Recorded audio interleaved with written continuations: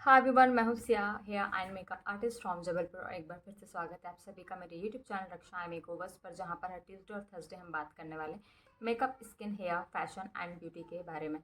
तो previous classes में मैंने आपको स्किन टाइप के अकॉर्डिंग किस तरीके से प्रोडक्ट का सिलेक्शन करना है, स्किन टाइप को कैसे जज करना है, और उसके बाद अंडरटोन और स्किन टोन में क्या अंतर होता है वो बताया था, और एक बेसिक मेकअप भी करके बताया था।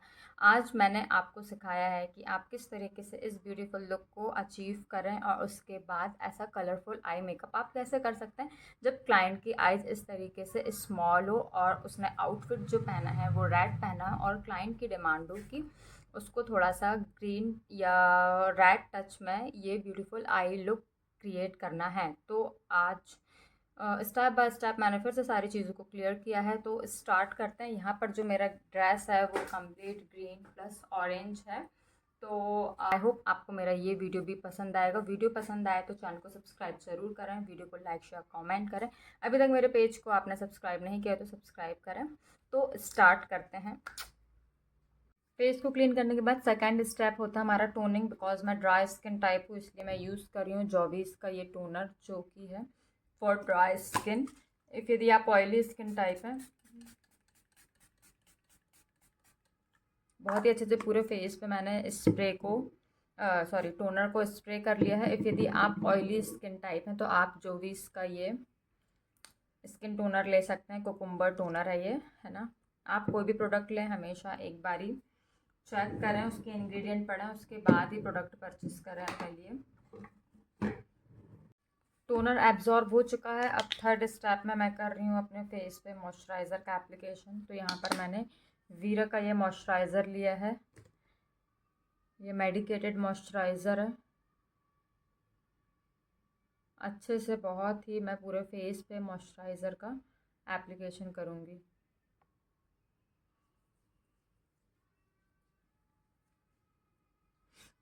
मॉइस्चराइज़र भी आपको हमेशा स्किन टाइप के अकॉर्डिंग लेना है। यहाँ पर मेरी स्किन का टाइप ड्राई है तो मैंने ऐसा मॉइस्चराइज़र लिया है जो मेरी स्किन को थोड़ा सा ग्रीजी करे, थोड़ा सा हाइड्रेशन प्रोवाइड करे, और मेरे स्किन के पीएच लेवल को भी मेंटेन करके रखे। आप ड्राई स्किन पे हमेशा क्रीमी मॉइस्चराइज़र ही यूज़ करोगे, आप कभी भी जेल बेस्ड प्रोडक्ट यूज़ नहीं। मॉइस्चराइज़र के एप्लीकेशन के बाद यहाँ पर मैं यूज़ कर रही हूँ यूरोप गर्ल का ऑयल प्राइमर।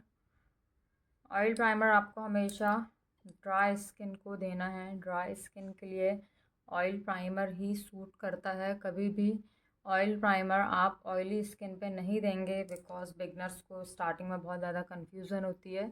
वो सोचते हैं कि जो ऑयल प्राइमर है वो ऑयली स्किन के लिए है। ऐसा नहीं है, अपोजिट होता है।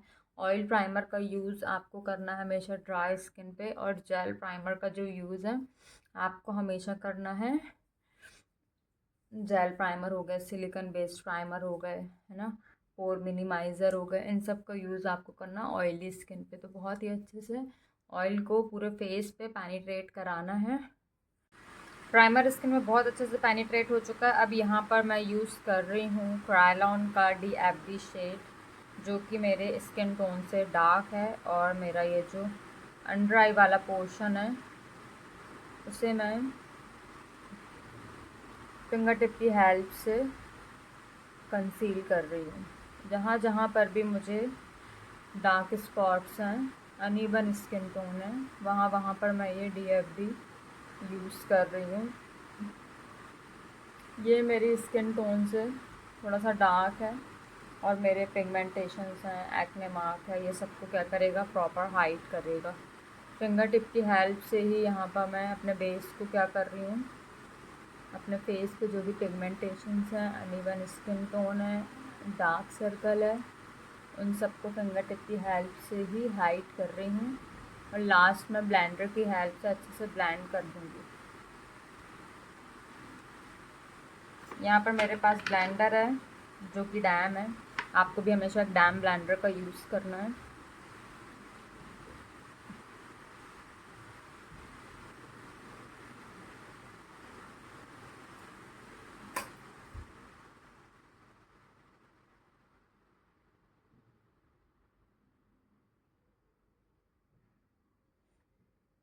जब भी आप करेक्टर या कंसीलर को ब्लेंड करें तो आपको लाइट प्रेशर के साथ ब्लेंडिंग करनी है, ना कि बहुत ही ज़्यादा ऐसे रगड़ रगड़ के। यदि आप इस तरीके से करोगे तो आपका जो करेक्टर है अपनी जगह से हट जाएगा, और जब आप फाउंडेशन का एप्लीकेशन करेंगे तो आपके pigmentations, dark circle, dark spots क्या होंगे, विजिबल होने लगेंगे।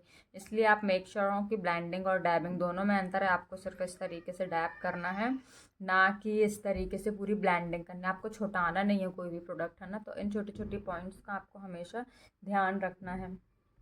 मैं करेक्टर कॉस्मेटिक का स्टूडियो फिनिश यूज़ कर रही हूँ, और ये जो शेड है वो मस्टर्ड है। वैसे तो ये फाउंडेशन जो है वो ऑयली स्किन के लिए ज़्यादा बेस्ट है, बिकॉज इसकी कंसिस्टेंसी क्या है, थोड़ी सी थिक है। और जब भी इस टाइप के थिक कंसिस्टेंसी वाले फाउंडेशन आप यूज़ करें तो आप मेक श्योर हों कि आप उसे ज़्यादातर ऑयली स्किन पे यूज़ करें।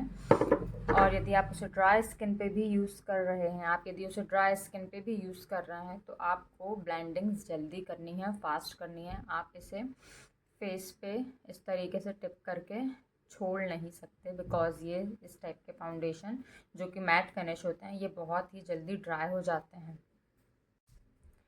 तो यहाँ पर मैंने अपने हैंड पे फाउंडेशन को लिया है, उसे थोड़ा सा मैं एक्टिवेट कर रही हूँ, एंड देन फिंगर टिप की हेल्प से अपने फेस पे क्या कर रही हूँ, फाउंडेशन का एप्लीकेशन कर रही हूँ। मैंने अभी जस्ट बताया कि आपको जब भी ऑयली स्किन के फाउंडेशन आप स्किन पे एप्लीकेट करें तो उसे आपको तुरंत ही ब्लेंड करना होता है। ऑयली स्किन के फाउंडेशन कैसे होते हैं? ऑयली स्किन के फाउंडेशन होते हैं जिनमें लिखा होता है पैकेजिंग में, wax based product, matte finish, oil controlling, long last, है ना।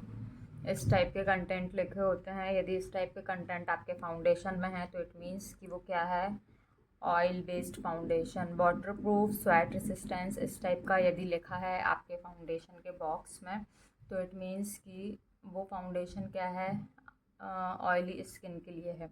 तो आपको भी इन बातों का ध्यान बहुत ही अच्छे से रखना है कि आप जब भी इस टाइप के फाउंडेशंस लें तो आप जब भी कोई भी फाउंडेशन लें तो मेक श्योर हो कि वो ऑयली स्किन के लिए है या ड्राई स्किन के लिए है।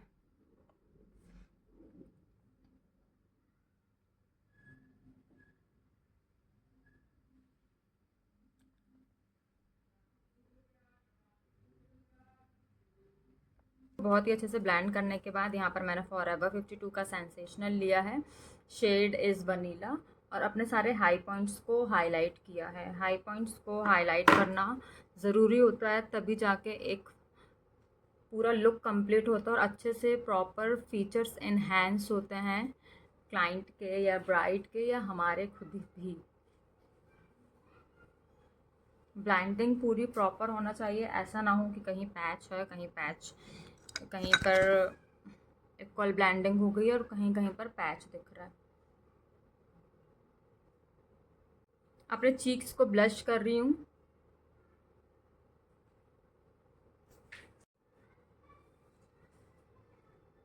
बहुत ही अच्छे से आपको अपने फेस को ब्लश करना है।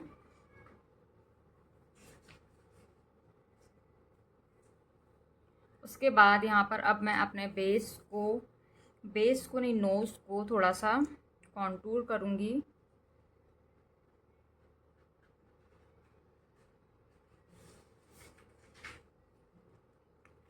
एंड एक पतले ब्रश की हेल्प से या इस कॉन्टूर ब्रश की हेल्प से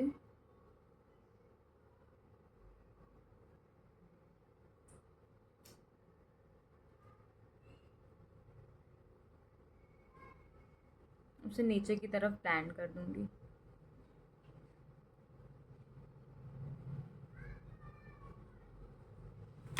फिर मैं एक पतला ब्रश लूँगी, कॉन्टूर ब्रश, और ये वाला जो पोर्शन है इसे भी अच्छे से ब्लेंड कर दूँगी। एंड देन इस ब्लेंडर की हेल्प से अगेन मैं जहाँ पर भी मुझे अनइवन लग रहा है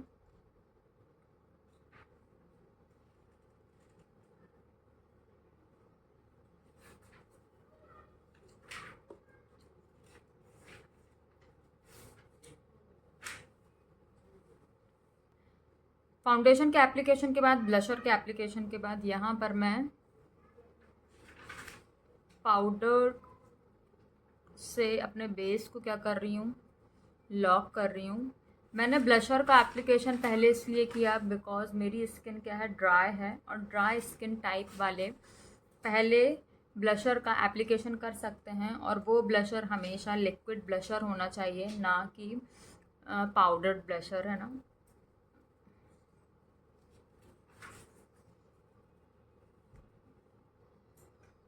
बहुत ही अच्छे से मैंने अपने बेस को क्या कर लिया है, पाउडर की हेल्प से लॉक कर लिया है, और जितना भी अभी एक्सेस और वाइट वाइट दिख रहा है वो सारा अभी लास्ट तक डस्ट कर दूंगी मैं। ये क्या करेगा, मेरे मेकअप को लॉन्ग लास्ट बनाने में हेल्प करेगा। अब यहाँ पर मैं आईब्रोज़ को डिफ़ाइन कर रही हूँ। तो आईब्रोज़ को डिफ़ाइन करने से पहले आपको हमेशा ध्यान रखना है कि एक्स्ट्रा जो भी फाउंडेशन है आप उसे एक स्पूली की हेल्प से क्या करो, रिमूव कर लो।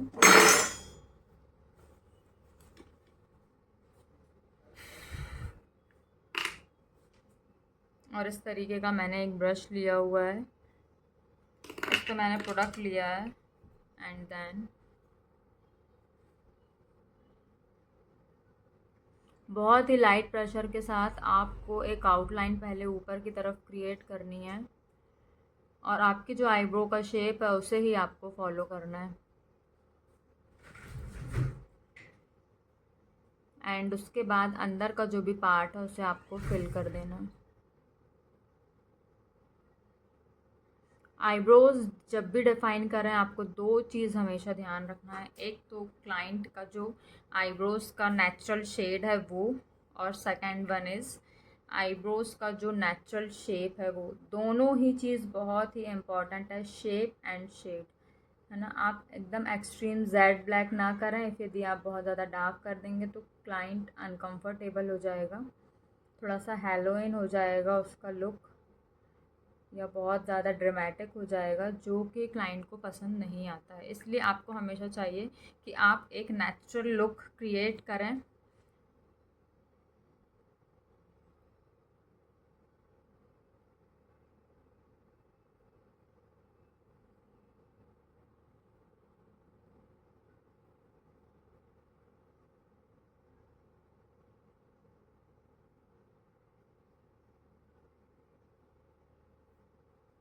ये तो यहाँ पर मैंने अपनी आईब्रोज़ को डिफ़ाइन कर लिया है। आईब्रोज़ की जो लेंथ है आपको उस पर भी ध्यान देना है, शेप एंड आईब्रो का कलर दोनों पे ही आपको ध्यान देना है। यहाँ पर मेरा बेस डन है, आईब्रोज़ मैंने डिफ़ाइन कर लिया है। अब बात करते हैं हम आई मेकअप की। आई मेकअप के लिए सबसे पहले हम क्या करेंगे, एक ब्लेंडर की हेल्प से सबसे पहले आई पे जो भी क्रीज लाइन है उसे क्या करेंगे, ब्लेंड करेंगे। उसके बाद आगे का देखते हैं। फॉरएवर 52 की ये प्रोफेशनल पैलेट ले रही हूँ, इसमें से मैं वाइट कलर लूँगी। ये वाइट शेड ले रही हूँ और उस वाइट शेड को बहुत अच्छे से अपनी पूरी आईज़ पे पुट करूँगी। बिकॉज़ ये एक वाइट शेड है इसलिए मैं इसे अपनी पूरी आईज़ पे भी पुट कर सकती हूँ, जिसमें मुझे क्रीज लाइन ना मिले फाउंडेशन की। तो यहाँ पर मैंने एक वाइट शेड लिया अपनी आईज़ पे, उसे अच्छे से पुट किया है। मैं एक चीज़ और कर सकती हूँ, हल्का सा ये मैं एक सैंड शेड लूँगी। आईज़ का ये वाला जो पोर्शन है, ये जो क्रीज वाला पोर्शन है, ये क्रीज के ऊपर वाला जो पोर्शन है वहाँ पर एप्लीकेट करूँगी। आईज़ का जो क्रीज वाला पोर्शन है वहाँ पर ये शेड पुट करूँगी।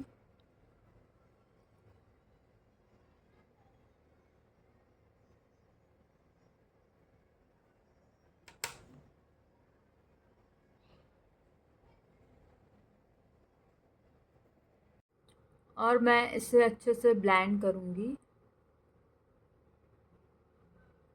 आई बॉल पे मुझे सिर्फ आज वाइट शेड चाहिए,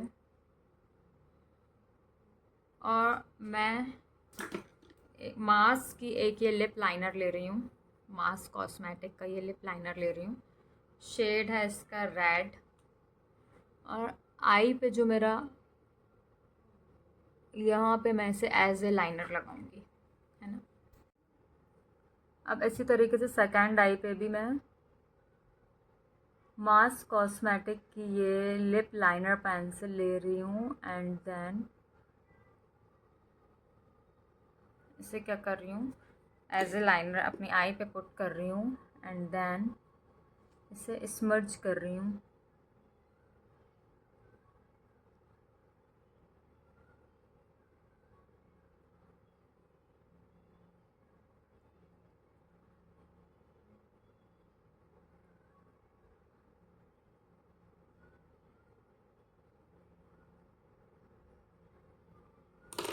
और इसी तरीके से थोड़ा सा इसे भी थोड़ा सा थिक करूँगी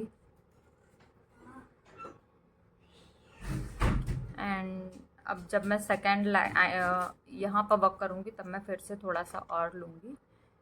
कहने का मतलब ये है कि ड्राई ना हो प्रोडक्ट, आपको इसे तुरंत ब्लेंड करना है।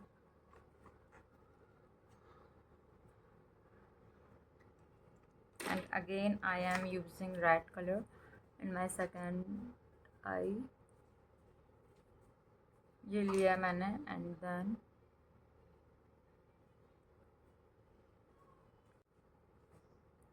सो यहाँ पर मैंने एक रेड शेड लिया है,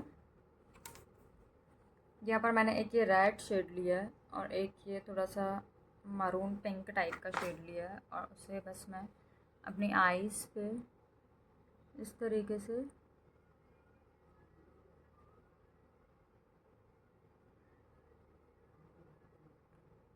स्मर्च करूँगी। और मुझे मेरा लुक कंप्लीट करना है तो इसके लिए मैं एक इस तरीके का ब्रश लूँगी। और बहुत ही क्वेश्चन होते हैं कि यदि क्लाइंट ने ग्रीन आउटफिट पहना है तो क्या हम रेड आई शेडो दे सकते हैं। तो अब इस रेड आई को कॉम्प्लीमेंट करने के लिए मैंने यूज़ किया है ब्राउन कलर, जो कि बाकी का जो स्पेस था मैंने वहाँ पर पुट कर दिया। अब यहाँ पर मुझे अभी भी लग रहा है कि मेरी आईज़ इनकम्प्लीट है,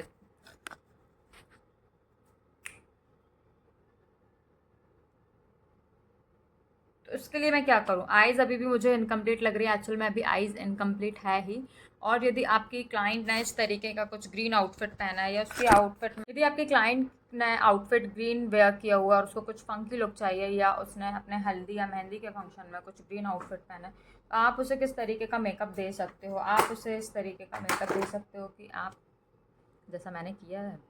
अब लास्ट में हम फिनिश करेंगे लाइनर से और यहाँ पर मैं ग्रीन लाइनर यूज़ कर रही हूँ।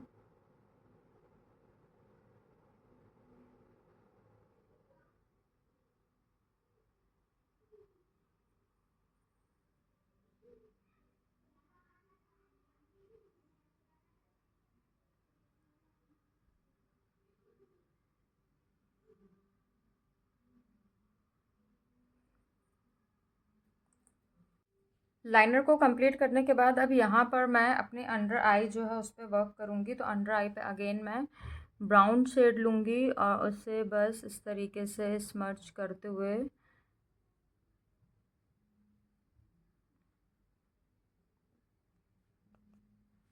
प्रोडक्ट को डस्ट ऑफ हमेशा करें, अदरवाइज़ जो ब्रश में एक्स्ट्रा प्रोडक्ट होगा वो क्या होगा, आईज़ के अंदर चला जाएगा।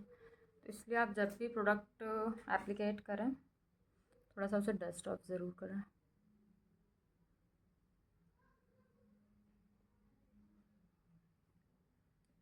थोड़ा आउटर कॉर्नर को थोड़ा सा डार्क करूँगी, अगेन आउटर कॉर्नर को डार्क करूँगी। मैंने आज ये जो लुक किया है ये थोड़ा सा कलरफुल लुक है।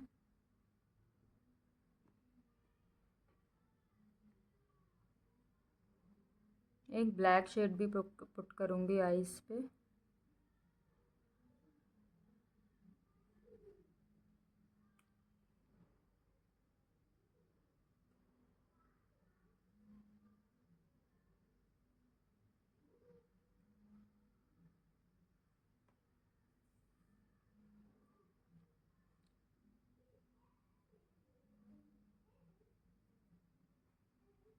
करेक्टर कॉस्मेटिक का ये ब्लशर ले रही हूँ, इसका ये शेड कोरल ले रही हूँ एंड देन अपने चीक्स को ब्लश कर रही हूँ।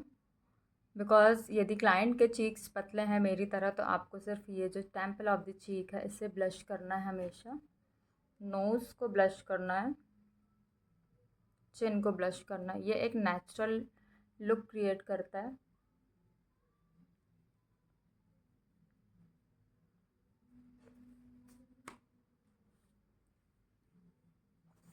ओके, मास कॉस्मेटिक का लिप लाइनर यूज़ कर रही हूँ और इसका जो शेड है वो न्यू डिस्पेल है 08। इसके पहले मैंने कुछ और लगाया था, वो मुझे अच्छा नहीं लगा तो मैंने उसे हटा दिया।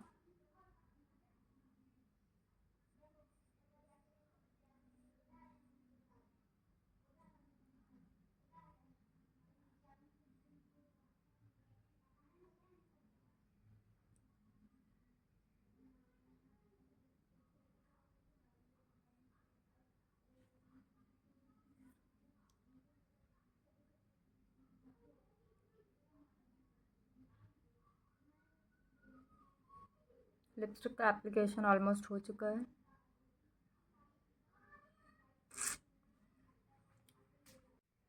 थोड़ा सा जॉ लाइन बस कॉन्टूर करूँगी।